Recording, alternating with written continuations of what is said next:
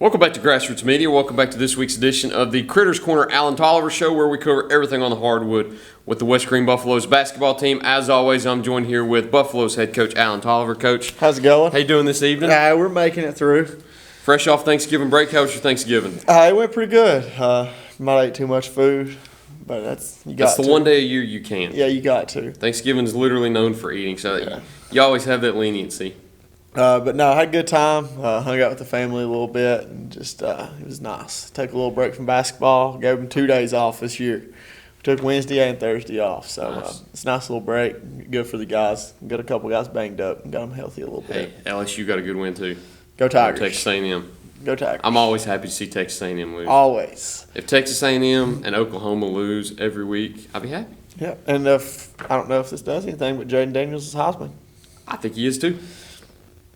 I thought it was Michael Penix at one point, but you can't argue with stats. Nope. I'm sorry. Stats don't lie. You can look at records, but stats don't lie. Look at Robert Griffin III. His team was like 7-5 when he won Heisman. Yep. Sometimes it doesn't matter what your team record Lamar's is. team was like 8-4, 9-4, something like that. When you have the most total yards from scrimmage. Yeah. It's hard to argue that. It's hard to argue that. You can argue Bo Nix too, but he's got 90 plays. Yeah. For 20-plus yards, and Bo Nix has like 4. It's got to be Jaden, man. Yeah, it's got to. I'm on the Jaden train now, too. If it's not Jaden Daniels, then it's just he got robbed. It's not an award anymore. Yeah, he got robbed. Malik Neighbors, he might be Biletnikoff, too. If he's not, it's because Marvin Harrison's name. And the thing is, that's crazy. I like Marvin Harrison Jr. I think he's the best. He's the best receiver, I think. But he doesn't have the stats. He does not have the stats. So if he wins that. It's crazy how Marvin's probably going to be a Heisman finalist, but he might not win the Biletnikoff Award. I mean, he doesn't lead in any stat. LSU leads in yards, receptions, and then Brian Thomas leads in touchdowns. I think, has the Biletnikoff finalist been named? Yeah, Brian Thomas didn't get in. It was Neighbors, Harrison Jr., and the kid from Washington. Yeah. Yep. I thought the kid from Missouri would get in. I thought the kid from Florida State might get in. Coleman, he got hurt and missed a couple games. Did he? Yeah. Okay. Texas has 2 good receivers, but they didn't do good enough to get named a finalist. Yeah. They're both. One's got the yards, one's got the touchdowns. You don't have a standout. Yeah. It's kind of like LSU, though. Yeah. Man, I loved them boys a few years ago, though. Yeah. Chase and Jefferson. Yeah, that's still the best duo. I still love going Jarvis and Odell. Then Chase and Jefferson. Yeah. And then throw Terrence Marshall. Terrence Marshall, you can't forget about him. Yeah, he was good. Best college football team ever? Always. I know you're going to be biased and say easy. so, but I think being able to watch them throughout that whole season, I think so too. Yeah. I don't think Georgia's defense the last 2 years could have. The only team that rivals it's that Bama year or that. Nah, that was COVID. That doesn't count. You can make that case too, but they were some dogs. That was the same squad. Sort of. Was Gibbs on that 19 team that played against LSU? No. I didn't think Gibbs wasn't on the 20 team. Gibbs was it? It was Harris. It was Harris, yes. Yeah, Harris was there. Yes. Mac Jones, and Najee their quarterback Harris. was better. They had Tua instead of Mac. That's true. Mac, they beat everybody by like an average of like 15, which made them seem that good. But but nobody else was that good. I'm taking that LSU team all day. All day. I'm taking that Miami team in the early 2000s too. LSU's got them too. I'm going to be biased since I watched LSU that whole season. I think anybody our age group, unless you're like a Miami fan or an avid LSU hater, you're going to pick that LSU team. Yeah. It was just something special, and you knew it too. Well, we got the football talk out of the way. Out. Let's go into some Buffalo basketball talk. We've had a lot of games since the last time we talked. Yeah, we have. We took a week off for Thanksgiving last week because it was going to be tough to be able to sit down here and schedule one with things being so different, with you being on the road, traveling up for a Thanksgiving tournament and not having practices some days. You also had an away game against Claiborne. Yep. You had 2 games against Unaka and Gibbs so far this week too. So there's a lot of games in total. You've got Claiborne, Cosby, Seymour, Scott County, Unaka, and Gibbs to talk about. Just give us a short summary on all of them and take me through the experience. And I'll give you a preview. Claiborne, that's where we kind of started finding ourselves a little bit. They're a good ball club. I think they had 9 seniors. Wow. So it felt like I was playing against my senior year all over again. The whole team was just seniors. They got a big he can play. The film that we got on him, I watched a little film on him. Dude didn't really step out much. Stayed inside, and came out and I think he hit 4 or 5 threes. And 2 of them I know, hand in the face, just just knocked it down. Mm-hmm. I think we went into halftime there. I think we were down 19. So just a bad start. Came out, threw a little press at them. Played really good. Had it cut to 9. Had a silly mental mistake. Got a technical. No, not me. Wasn't me. I would have earned it if so. But we had a silly technical. Not even the ref. The ref came over. He's like, "Yeah, I didn't have to call it." I was like, "If you didn't have to call it, why'd you call it?" Yeah. But I mean, that didn't kill us. What killed us was spotting them 20 points. But we played hard. Learned a lot about ourselves in that game. Then we go into the Thanksgiving tournament back at Claiborne. Drive back over there. Played Cosby first game in that, and we really started finding rhythm there. Was up going into the fourth quarter and just kind of ran out of gas a little bit. Injuries kind of riddled us there. We was on a pretty good run and had a couple ankle injuries and had to sub and just kind of lost momentum. You know how it is once you lose momentum in basketball. It's kind of tough to get it back. Ended up losing that one by 3. A tough game. Had a shot there at the end to kind of tie it back up, but didn't get a great look at it. And then we ended up playing Seymour, and they might have probably one of the best guards we'll play this year. Kid was really good. I know he's already got several offers. Very crafty, quick, shifty. Played them, led outside of the first 4 minutes in the first quarter. We led the whole time, so that was good to see. And then we go back to Claiborne on a Saturday and played Scott County. Played them good. Shot 22% from the field. And that's all I'm going to say on that one. Hard to win. Had 4 turnovers total. The whole game? Whole game, 4 turnovers. Wow. It's a turnover a quarter. Yeah, you've had a few games this year where it's been a good shooting night, but a bad turnover night. Yeah, that was the complete opposite. Yeah. Wow. Took care of the basketball, did everything we worked on, just didn't make open shots. Go to Unaka, and man, it feels like every time I go to Unaka, go to overtime, and somebody wins off free throws. My first year as a head coach, we go there, lose in overtime off free throw. My second year, we go up there. And Turner. Go to overtime. Ethan hits a free throw to send us to overtime. And then the technical foul happened. Leighton hit 2 free throws. We won all free throws up there.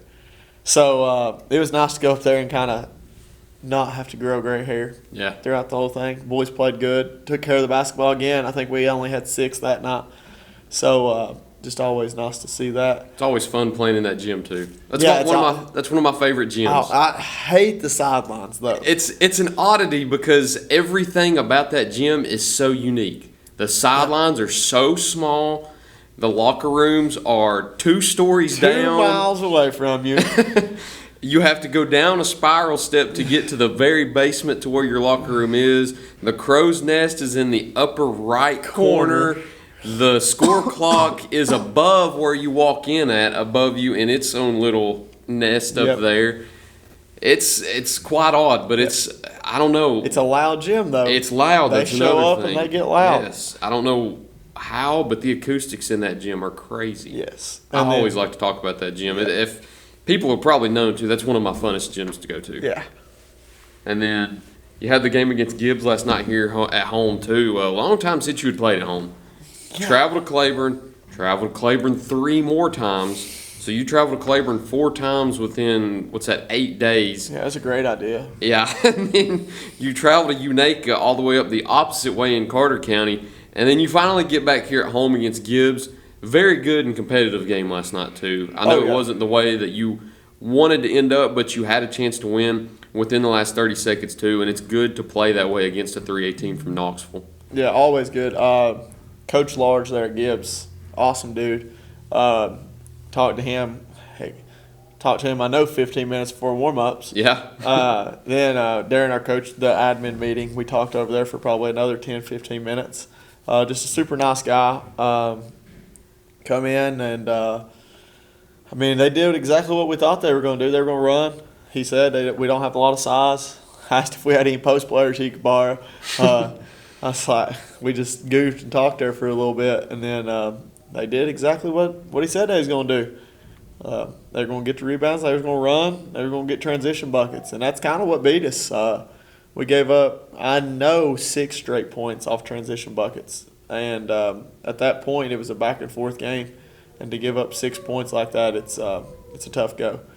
But we battled, gave ourselves chances to tie it and even take the lead. We just didn't execute very well.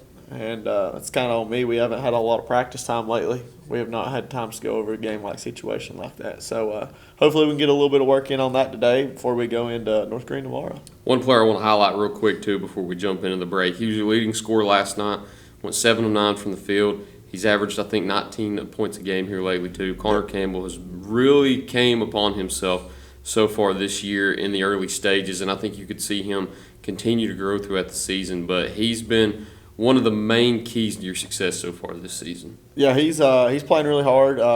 Kind of found his confidence back. I know Cloudland at the beginning of the year in that little scrimmage couldn't get nothing to go in, and kind of had to boost, get it back into him, find him some shots. I mean, you got to get out of a slump somehow, and you got to shoot it to get out of it. So he finally got out of that little slump, but not just Connor, really. I mean, everybody's kind of grew. I mean, Mason went from running the 4 last year to not having to dribble. Now he's the 1.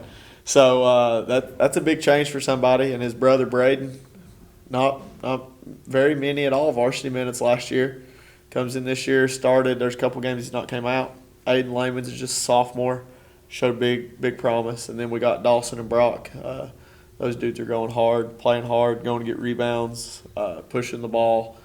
And then you got Baxley coming in off the bench too. Just all the guys, they're putting in hard work, and they're buying into the process. It's just it's going to take a little bit of time to get where we want to be. I mean, they're new. A lot of new faces out there. I know I've talked about it with Coach Shaw a lot too. It's not as bad for you all because you've had some that got to play those minutes last year too, but we had talked about it whenever you told me it was like 90% of your production leave. That's tough to get those guys accustomed to varsity play when they're usually accustomed to coming off the bench playing against other bench players, and now you've got to throw them into that starting role, maximizing their minutes by 2 or 3 times. For sure. And, I mean, from the first game to now, you can see a lot of growth. Night and day difference. Night and day difference. They've grew up a lot already, and we're not even a quarter of the way through the season. So I think we've got some promise here. We're good. Got some good games coming up too. You got North Green, always a fun county matchup, and then you start district play with Happy Valley. We'll go and jump in a break first right before we cover those, so we'll be right back in just a minute here on Grassroots Media. At Corner Pond, the friendly and knowledgeable staff has the experience necessary to help you out regardless the need. Have an item of value you'd like to pawn or sell? Corner Pond can help. They pawn numerous items of value, including firearms, tools, ammunition, silver, coins, and much more. When you walk through their doors, you'll find well-stocked shelves full of electronics, gaming systems, fishing and hunting equipment, car audio and accessories. And don't forget about the room full of guitars and basses and amplifiers, or their outside lawn and garden equipment. Corner Pond is a case knife dealer and carries numerous used knives as well. Stop by and let the friendly staff at Corner Pond help you today at 432 East Bernard Avenue, Greenville, Tennessee. Tommy's Plumbing has provided professional plumbing services to the residents of Greenville, Tennessee for over 30 years. Our experience and reputation have helped us grow our business to add locations in Jonesboro, Tennessee. Tommy's Plumbing is local and family owned, and we offer a full line of plumbing services, such as kitchen faucet, shower faucets, commodes, and bathroom faucets, as well as drain cleaning. We also provide outside plumbing work, such as septic and sewer drain cleanouts, as well as repair and replace. Tommy's Plumbing pretty much does it all. Tommy's Plumbing is licensed, bonded, and insured. Our quality workmanship and passion to provide our clients with expert service is second to none. We guarantee we have the best warranty around. For all your plumbing needs, give Tommy's a call at 638-3662. Welcome back to Grassroots Media. Welcome back to this week's edition of the Critters Corner Alan Tolliver Show, where we cover everything on the hardwood with the West Green Buffaloes basketball team. As always, I'm joined here with Buffaloes head coach Alan Tolliver. Celsius again this week, week 2. We've got peach vibe. I'm digging it. If you like peaches. I like it. I like peach-flavored drinks, candy, anything like that. And we talked about it. I'm not the biggest fan of sparkling, but in some situations it's good. I like it. It's not bad here. It's not bad in this situation, but It's just a lot of peach. It's not my favorite. It's not my top 5. I'm gonna go with the green. I'm gonna go with the mango green tea at 1 for the moment. Yeah, it's mango green tea still 1. I mean, Yep. I'll throw this at 2, but it won't stay at too long. No, it won't. It'll probably get knocked down a few, but here's our list for the moment. Unless we do orange next. If we do orange next, You don't like orange? I've never had them. I don't love them. Like I said, I'm not a big Celsius guy. I'm not a big energy drink guy. So this is an experience for me throughout the year. We're gonna go, and I've not tried any of these. I'm gonna have So a heart attack out here at practice. so here's our list at the moment. Hopefully, I don't forget to put this up here and just make myself look stupid with my hand up here. But you got some fun games coming up. Yep. We talked about it right before the break. You've got North Green. You've got Happy Valley. North Green has been one of those games where the games don't matter, but they do matter. Yeah. It's not conference. It doesn't matter towards the district standings, but it's a county game. Everybody knows how important a county game is.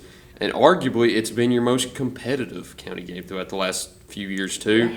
I don't know the average margin of loss throughout the last 4 games, but you can pick about a certain situation that's happened in every single game. It's been a fun rivalry the last few years. What can we expect tomorrow night? I mean, you know what North Green's going to do. So we're just going to go out here. We're going to prepare for it. I'm ready for it.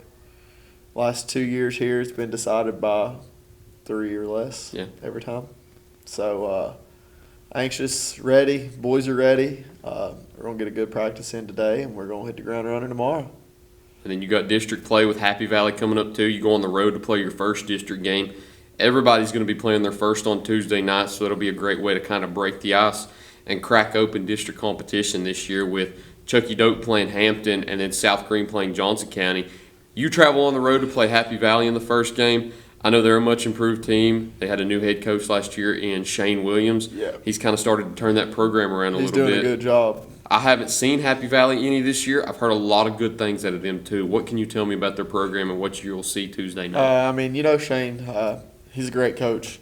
He's got those boys going in the right direction for sure. And they're going to play hard. You know that from the tip ball to the end, they're going to play hard. They're going to get after you. Probably going to expect a little press from them. They're going to play man and probably a 3-2 matchup or a 2-3. And I'm just excited to get conference play started. I mean, I know all the games you play matter, but when it comes down to it, the end conference games, it doesn't matter if you lose every game. If you win all your conference games, you're looking good for the end of the year. I think Happy Valley. We go to Happy Valley. It's a tough place to play. We've struggled there for the last 2 years, I know. So I'm looking forward to going up there and just getting after it, seeing how conference is going to shake up for us this year. I know what some of the expectations are listed for us, so see what we can do with it and go.